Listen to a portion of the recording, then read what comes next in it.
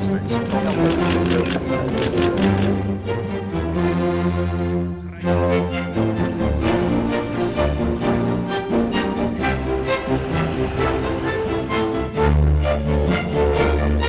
nuclear weapon.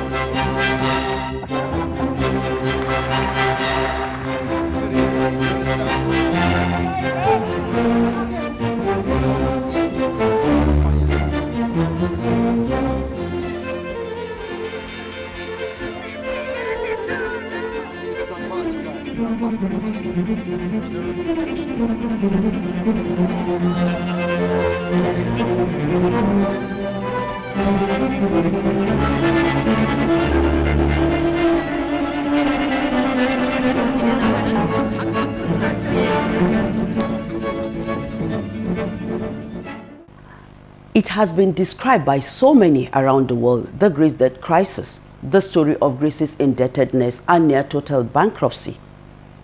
In some ways, analysts aptly captioned the entire scenario as Alexis Tsipras and his Greek gamble, after Greece failed to meet an IMF deadline for repayment and filed a third-term bailout instead.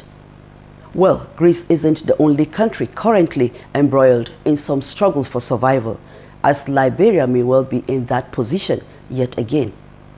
The sister West African country in the week under review recorded new cases of the dreaded Ebola virus, an unfortunate turn of event, especially coming after the country was declared Ebola-free just a few months back. These are the issues on the table on this episode of Global Update. My name is Patricia A. Samiluba. Welcome to the program.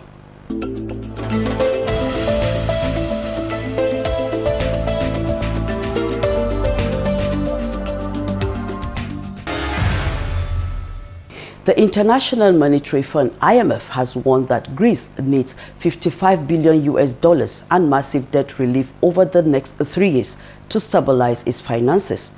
The IMF said this sum, coupled with the discounted interest rates and a longer debt repayment period from its creditors, will keep the country growing from October to the end of 2018. However, the IMF's analysis was made before Greece defaulted on its IMF loans last Tuesday, before it closed its banks on Monday, meaning the outlook is now even worse. Experts say Greece's finances have deteriorated because Athens has been slow with enacting economic reforms. Let's begin the program by reviewing the events which took place in Greece in the last week.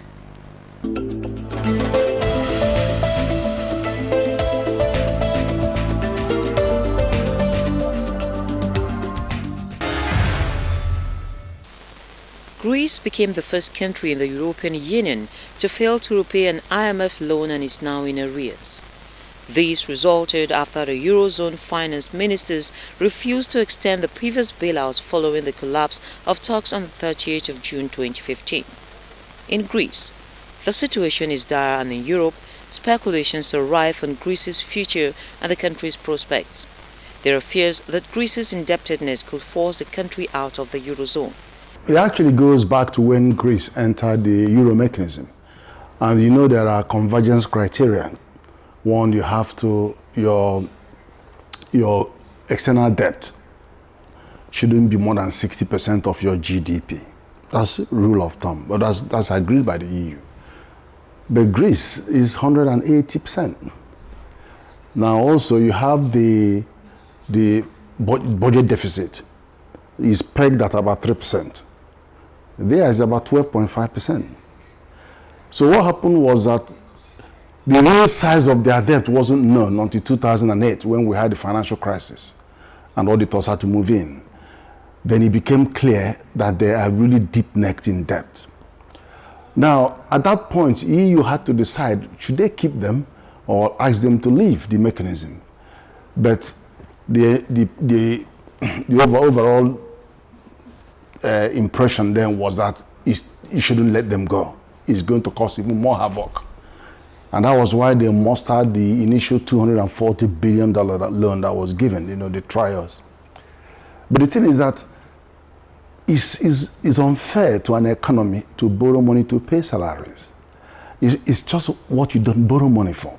You borrow money to invest in capital expenditures and things that create jobs. And when you do the other way, what happens is that the inevitable thing will happen.